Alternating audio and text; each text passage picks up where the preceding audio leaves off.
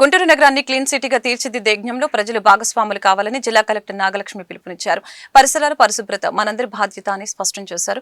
గుంటూరు వెంకటేశ్వర విజ్ఞాన మందిరం, Ballari Raghava open air థియేటర్లో స్వచ్ఛత హీ సేవ ప్రతిజ్ఞ కార్యక్రమం మంగళవారం సాయంత్రం ఘనంగా జరిగింది. ఈ సందర్భంగా జిల్లా కలెక్టర్ నాగలక్ష్మి మాట్లాడారు. పరిసరాల పరిశుభ్రతతోనే ఆరోగ్యకర సమాజం సాధ్యమని తెలిపారు.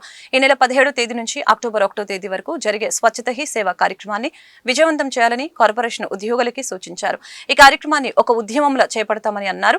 ఈ కార్యక్రమంలో గుంటూరు తూర్పు ఎమ్మెల్యే నజర్ అహ్మద్, నగర కమిషనర్ పోలీస్ శ్రీనివాసులు, నగర డిప్యూటీ మేయర్ షేక్ సజిలా, కార్పొరేటర్లు పాల్గొన్నారు.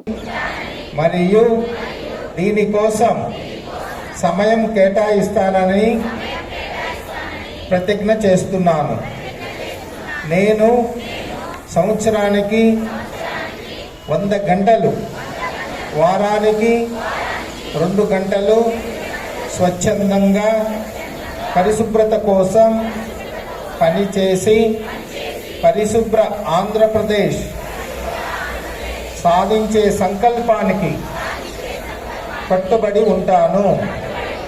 నేను చెత్త వేసి పరిసరాలను అశుభ్రపరచను, ఇతరులను అశుభ్రం చేయనివ్వను.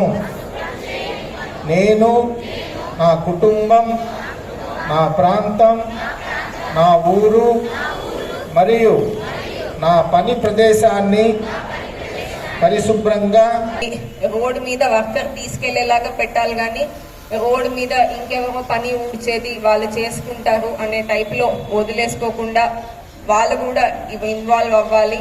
తర్వాత ముఖ్యంగా మనకి ఊర్లో మనకి పెద్ద పెద్ద అపార్ట్మెంట్స్ కట్టినప్పుడు కానీ, తర్వాత malls, shopping complexes, commercial shops ఇవన్నీ చేసినప్పటికీ వాళ్ళు కూడా కట్టేటప్పుడే సిస్టమిక్ గా ఇక్కడ మనకి చెత్త కానీ, మురుగు నీరు కానీ ఎటు వెళ్తుంది, ఎటు పంపించాలి, ఇవన్నీ ఆలోచించి కడితేనే మనకి ఈ స్వచ్ఛత ఈ సేవలో ఒక సపోర్ట్ ఇచ్చినట్టు అవుతుంది.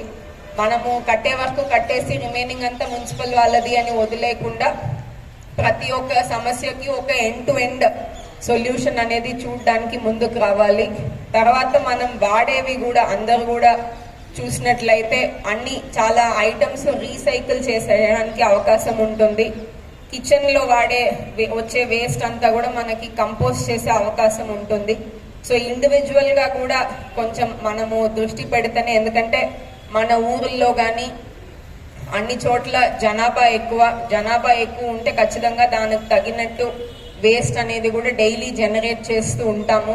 ఈ వేస్ట్ని ఓన్లీ మనము గవర్నమెంట్ సెటప్లోనే మేనేజ్ చేయాలి అంటే చాలా చాలా కష్టం అవుతుంది.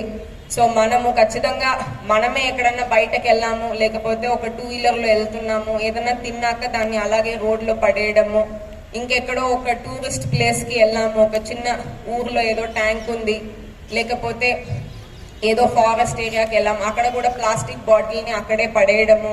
సో ఇలాంటి కార్యక్రమాలన్నీ కూడా మనము ఒక్కొక్కరు ఇండివిజువల్గా మార్చుకోవాలి. మనం చేసే వృత్తుల్లో ఇప్పుడు కొన్ని స్కూల్స్ ఉన్నాయి, హాస్పిటల్స్ ఉన్నాయి. హాస్పిటల్స్ అంటే ఖచ్చితంగా వాళ్ళు వేస్ట్, బయోమెడికల్ వేస్ట్ విడిగా, నార్మల్ వేస్ట్ విడిగా సెగ్రిగేట్ చేసి నార్మల్ వేస్ట్ మాత్రమే మున్సిపల్ దానికి ఇవ్వాలి. బయోమెడికల్ వేస్ట్కి వేరే పద్ధతి ఉంది. సో అలా ఎవరైతే కమర్షియల్ ఎస్టాబ్లిష్మెంట్స్ ఉన్నారో, బిల్డర్స్ ఉన్నారు, లేకపోతే ఇతర సంస్థలు వాళ్ళ ఓనర్షిప్ కంట్రోల్ ఉందో అందరూ కూడా ఆ యాక్టివిటీస్లో దీన్ని కూడా ఇంటగ్రేట్ చేసేలాగా ఆలోచించి ప్లాన్ చేసినట్లు మాత్రమే మనకి ఊరు అనేది ఊరు కానీ మన సిటీ